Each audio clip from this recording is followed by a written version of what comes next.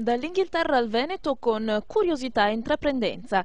10 giorni di tempo, un budget di 10 euro al giorno per compiere 10 missioni e scoprire con i propri occhi e sulla propria pelle l'italianità senza filtri in una grande avventura. È questo che stanno vivendo in questi giorni 11 scout inglesi appena maggiorenni in corsa per ottenere l'International Explorer Belt. Ma tra loro e l'ambita cintura da veri esploratori c'è di mezzo il Veneto, che dovranno visitare, indagare e scoprire con i propri mezzi e senza l'aiuto di nessuno a meno che non giunga spontaneo. Per esempio cerchiamo informazioni sulla Ferrari, sulle maioliche italiane. Questo ci aiuta ad integrarci con la comunità locale e a scoprire di più sulla cultura italiana.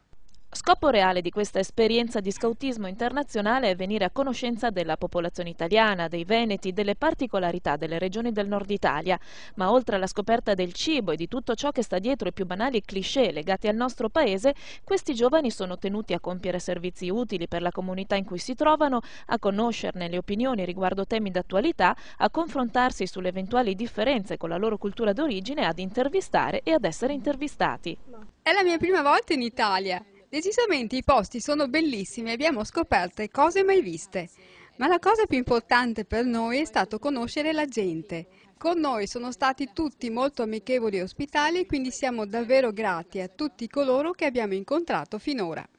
Infine un appello, la missione di questi due ragazzi non è ancora terminata, per cui se vedete in giro coppie di scout con il fazzoletto recante i colori dell'Union Jack, aiutateli, potreste far parte attiva della corsa all'Explorer Belt.